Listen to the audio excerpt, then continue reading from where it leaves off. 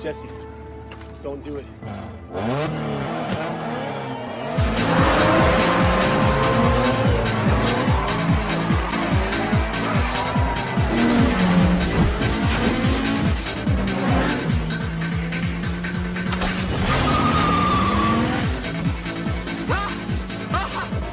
Too soon, Junior.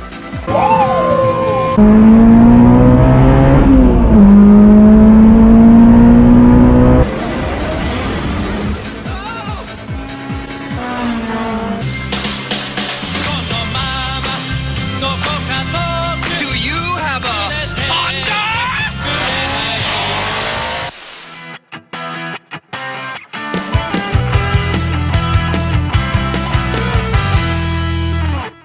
สวัสดีครับท่านผู้ชม Car Culture Thailand นะครับในตอนนี้เนี่ยก็จะเริ่มต้นแปลกออกไปหน่อยนึงเพราะวันนี้เนี่ยผมจะเล่าถึงเรื่องราวของ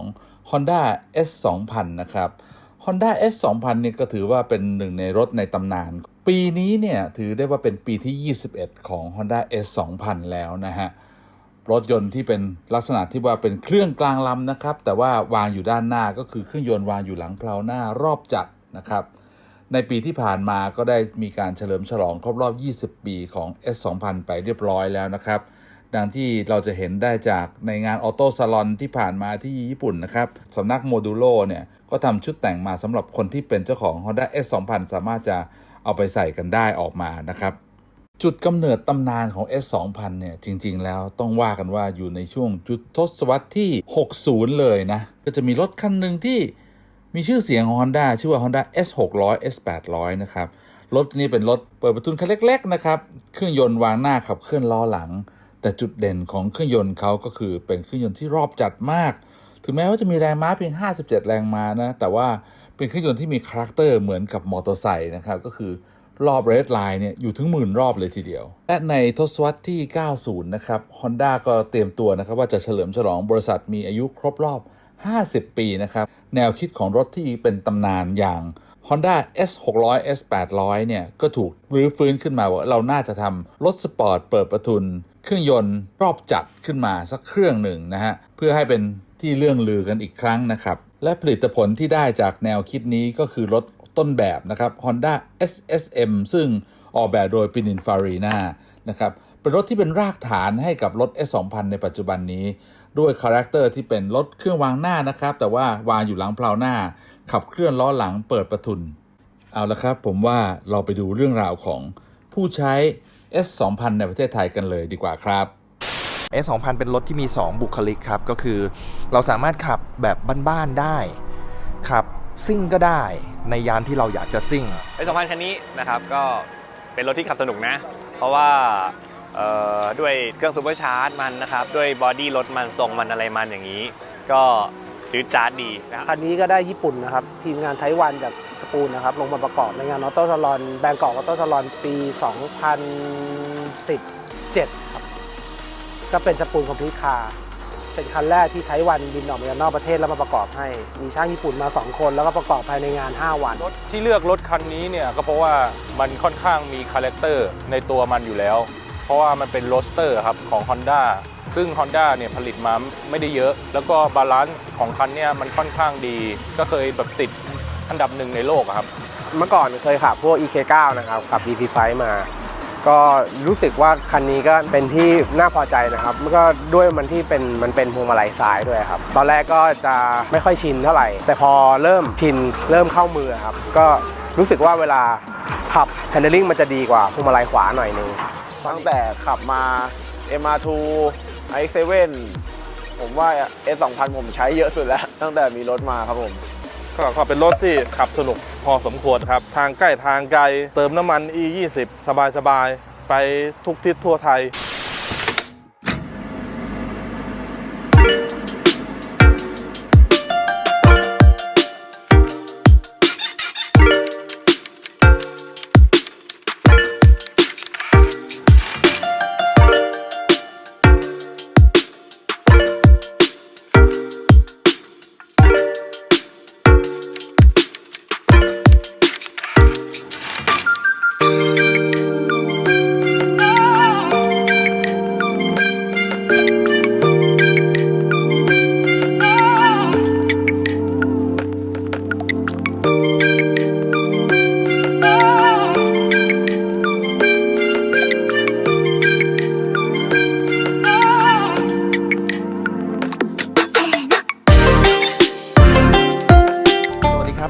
โร่ชานครับ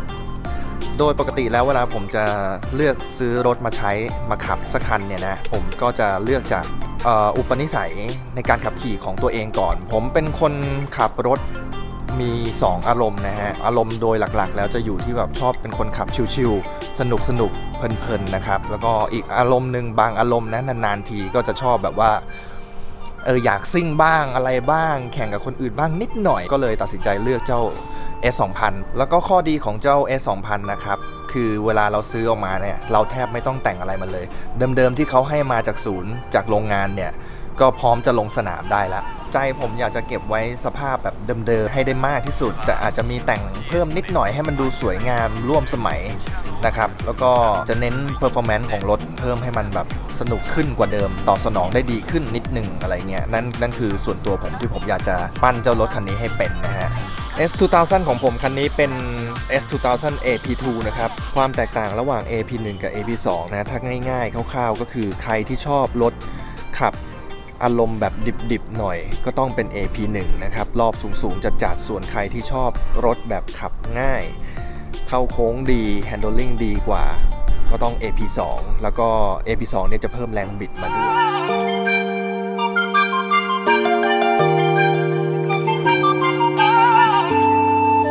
สวัสดีนะครับผมกิจนะครับจากร้านกิจการาจนะครับก็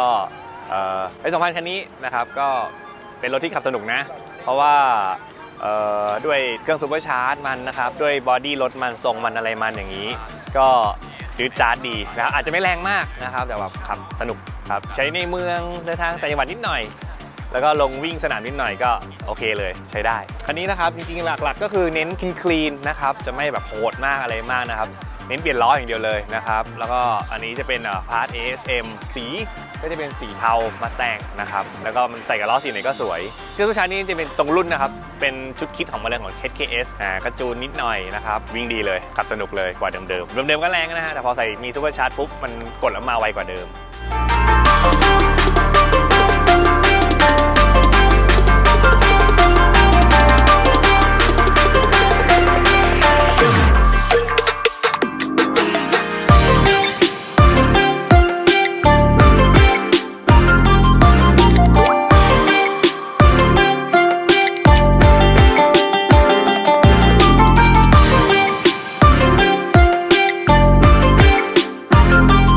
สวัสดีครับผมชื่อโอ๊คนะครับ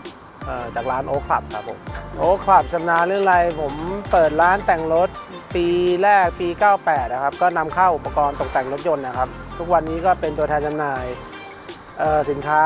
ยี่ห้อสปูนซิกเกอร์โอซาก้า JDM โชคอัพรถยนต์ยี่ห้อแก๊ปยี่ห้อบล็อกแล้วก็มียี่ห้อของตัวเองชื่อ OCS ครับรถคันนี้ผมซื้อมา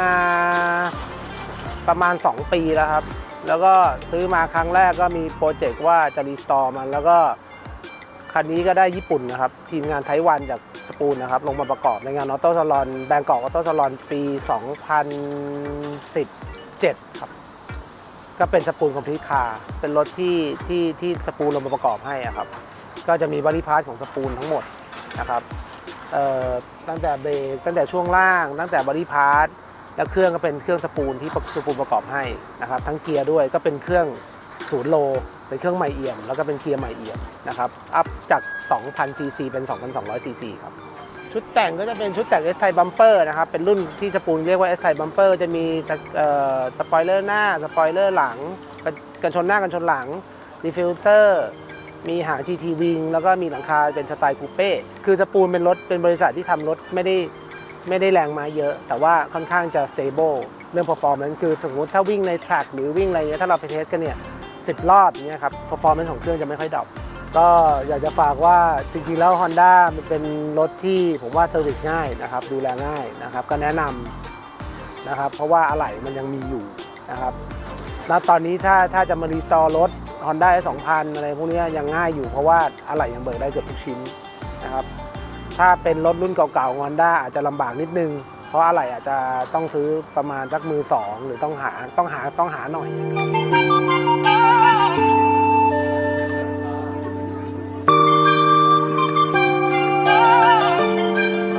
ผมพลครับ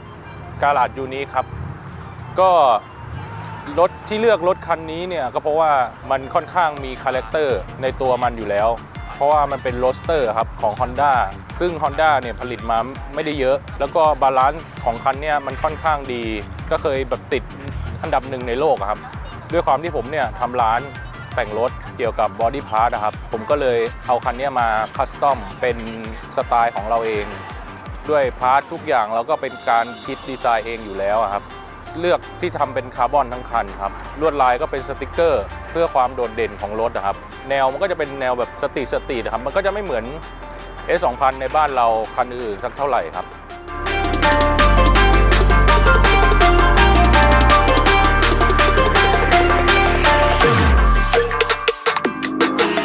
ครับผมนิดครับผมทำธุรกิจเนื้อปิ้งย่างครับผมกำลังจะเปิดธุรกิจคาแคร์เล็กๆครับผมขับ S2000 สีแดงเป็นบอดี้เดิมๆเป็น AP1 ครับผมแต่เปลี่ยนกันชนหน้าไฟท้ายเป็น AP2 ครับผมเครื่องใส่ซุปเปอร์ชาร์จเพิ่มมาครับผมกล่อง F-Con ประมาณจูนเจ้าของเก่าจูนมาประมาณ320ครับผมประมาณนี้ครับผมเราขับคันนี้แล้วเรารู้สึกยังไงบ้างฮะS2000 Honda ผมว่ามันเป็นรถที่ใช้งานได้นะครับขับในเมืองรถติดเที่ยวต่างจังหวัดได้เพราะคันนี้ผมก็เคยขับไปมาเลกรุงเทพมาเลแล้วก็ล่าสุดก็กรุงเทพเชียงใหม่แม่ฮ่องสอนครับผมไปกลับขับอย่างเดียวเลยใช้ได้นะครับรถติดผมก็ขับเข้าสยามขับอะไรอย่างนี้ใช้งานปกติก็มีเมื่อยบ้างตามภาษาเกียร์ธรรมดาครับผมแต่ผมว่าตั้งแต่ขับมา MR2 i7 ผมว่า S2000 ผมใช้เยอะสุดแล้วตั้งแต่มีรถมาครับผมต่างจากคันอื่นคือฟิลควบคุมรถมันค่อนข้างไวชัดเจนดีครับผมแล้วก็ที่ชอบคือจะไปไหนก็หยิบกุญแจรถสตาร์ทออกมาฝากระโปรงแทบจะไม่ต้องเปิดเช็คน้ำเช็คน้ำมันเครื่องเลยครับคือไปได้เลยครับคือเหมือนมันเป็นรถบ้าน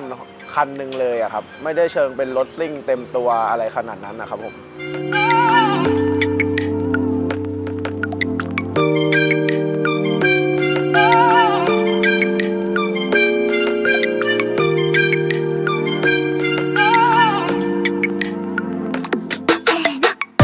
เคยมีความฝันครับว่าอยากขับรถแบบเปิดประทุนแต่ก็มี Honda เนี่ยแหละครับที่แบบไปถึงอยู่ในงบประมาณรถคันนี้นะครับเป็น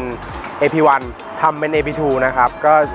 ชุดแต่งที่ใช้ก็จะเป็นพาร์ทอะมิวทั้งคันนะครับใส่ล้อของเลนะครับแล้วก็จะมีทำช่วงล่างเปลี่ยนเบรกอัปเกรดมันนะครับเมื่อก่อนเคยขับพวก EK9 นะครับขับ DC5 มารู้สึกว่าคันนี้เป็นที่น่าพอใจนะครับมันก็ด้วยมันเป็นพวงมาลัยซ้ายด้วยครับตอนแรกก็ไม่ค่อยชินเท่าไหร่แต่พอเริ่มชินเริ่มเข้ามือครับก็รู้สึกว่ามัน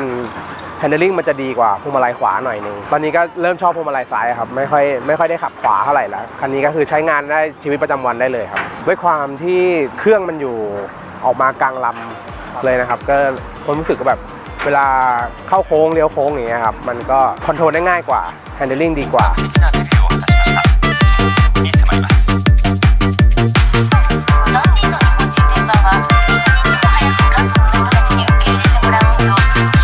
สวัสดีครับผมเปเล่ครับพวกเรากลุ่ม S2000 Thailand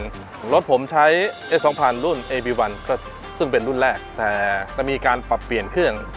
มาเป็นรุ่นที่2ก็คือรุ่นAP2 ก็ขับสนุกขึ้นทอร์กมาในรอบต้นทำไมถึงเปลี่ยนเครื่องของเก่ารอบจัดรอบสูงพอสมควรขับสนุกกว่าไม่ใช่เหรอแต่ว่าพอลากรอบกันเยอะๆมันก็จะเหนื่อยก็เลยลองมาเปลี่ยนเครื่องเป็นขับง่ายๆทอร์กเยอะๆดูก็สนุกนี้อีกแบบนึงครับก็ถ้าสังเกตก็จะเห็นผมไปทั่วประเทศภาคเหนือภาคใต้ภาคอีสานภูเขาไปให้หมดซื้อรถมาแล้วต้องใช้ให้คุ้มขับชิลสบายกินลมชมวิวไปเรื่อยๆชุดแต่งนะฮะก็ตอนที่ยังไม่ได้ซื้อรถนะผมก็เลือกระหว่าง350 Z กับ Honda S2000 ตอนนั้น Honda มันก็จะมาเดิมๆมันไม่ได้แต่งอะไรมากมายมันก็จะดูเรียบๆหน่อยแต่มีรถรุ่นพี่คนหนึ่งซึ่งเขาใช้ชุดแต่ง JS Series T พอผมเห็นผมก็โอ้โหพระเจ้าจอร์จยอดมากก็เลยตั้งใจว่ารถเราจะแต่งในรูปแบบนี้แหละซึ่งก็เป็น JS Mark T หาอะไรยากไหมก็เกือบ3 ปีนะฮะ พี่จะต้องดูในเว็บประมูลของญี่ปุ่น พอมาปุ๊บก็ซื้อเลย แต่ละชิ้นนี่หายากพอสมควร ผมก็พยายามหารถที่มันใหญ่ขึ้น แล้วก็พอไปลองขับมันก็ไม่มีอะไรสนุกเท่านะ ที่มองดูไว้ก็คือ981ก็ไปลองขับดูแล้วมันยังไม่ดิบไม่เถื่อนเท่า A2000 ก็ขอใช้ไปอย่างนี้ไปสักพักดูก่อนจนกว่าจะมีอะไรที่ดีกว่า แต่ตัวนี้ยังหาที่ดีกว่าไม่เจอ นี่บอกนี่ปรับได้อยู่ฮะไม่ได้ติดแล้วฮะติดแล้วโอ้โหเอาเว้ยโอ้โหพอเปลี่ยนบอร์ดเนี่ยมันขยับไม่ได้เพราะตัวเขาบอกมันใหญ่ โอ้โห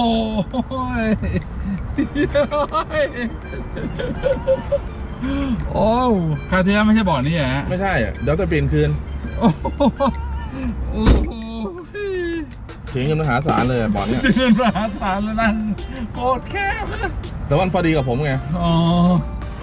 โอ้โหติดแงกเลย my god เอาผมบอกเลยว่าผมยอมแพ้ขับไม่ได้ติด แต่ผมก็ขับได้เหรออะไรเงี้ย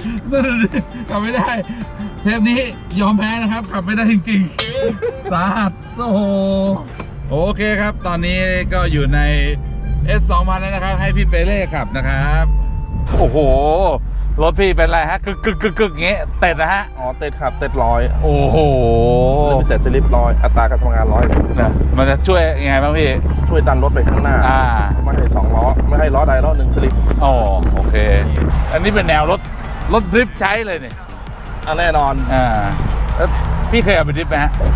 ก็ดิฟไม่เป็น กั กับดิฟเล็กๆน้อยๆอะฮะแต่ว่า ดริฟท์ยาวๆอะไรเงี้ย ดิฟยาวๆก็ต้องให้มืออาชีพมาดิฟอย่างกรณีของ Honda เขาจะมีเทอร์ซิยาหรือดิฟคิง ดริฟท์คิงเขามาทุกปีแล้วเขาก็จะเลือกเฉพาะต่อตรงรถผมเนี่ยในการดิฟโชว์ทุกปีต่อเนื่องมา3 ปีแล้วโอ้ครับคือซิซิยาเลือกคันนี้เลยเหรอใช่ครับโอ้แล้วเป็นไงฮะดิฟแล้วเป็นไงบ้างก็รถพัง ยางหมดช่วงบูทช่วงล่างอะไรไปหมดโอ้แต่ละครั้งก็เซอร์วิสก็เป็นหมื่นเป็นหมื่นมา3 ปีแล้วปีหน้าเขาว่าจะป่วยสักหน่อย เขาเรียกว่าพอดีป่วยครับรถพังเดี๋ยวถอดล้อสักล้อก่อน ไหนลองโชว์อัตราเร่งให้เราดูเป็นขวัญตาหน่อยนะครับพี่มันจะจูบรถข้างหน้าไหมล่ะ เคยมีสาวๆขึ้นมานั่งรถนะฮะรถพี่พังหรือเปล่าทำไมก็คิดว่าพี่ไปเหยียบหมาไหมมันจะโอ้พี่เหยียบอะไรอ่ะปักเลย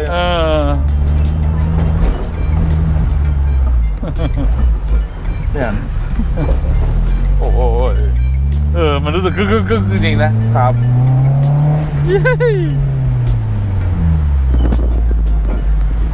ก็เครื่องก็เป็นเครื่อง 2,200 เรียบร้อยแล้วทอร์กมันก็จะมาไวกว่าเครื่อง 2,000 หรือเครื่อง F24 อันนั้น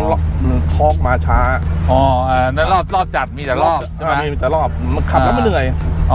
แต่คันนี้พอรอบต้นๆมันมีมาก็มันมาไวมันก็ขับสนุกขึ้นเยอะครับขับง่ายขึ้นครับไม่ต้องไปเครียดกับการรอรอบตัวเครื่องตัวนี้ก็เป็น VTEC ใช่ไหม VTEC ครับน่าจะเป็น VTEC ทั้งวาล์ว IDI เสียเลยถูกต้องครับเพราะว่าไอ้ VTEC เนี่ยมันมีทั้งฝั่งเดียววาล์ว ID ฝั่งหนึ่งวาล์ว I เสียฝั่งหนึ่งอะไรเงี้ยเป็นต้นโอ้ย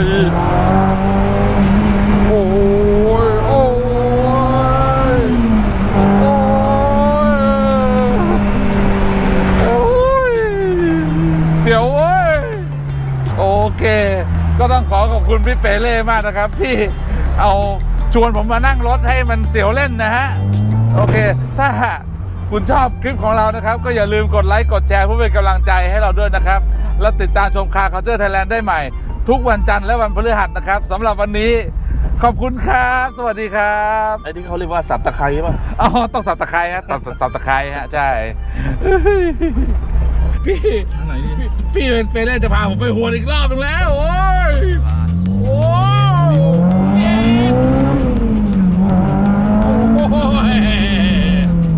โอ้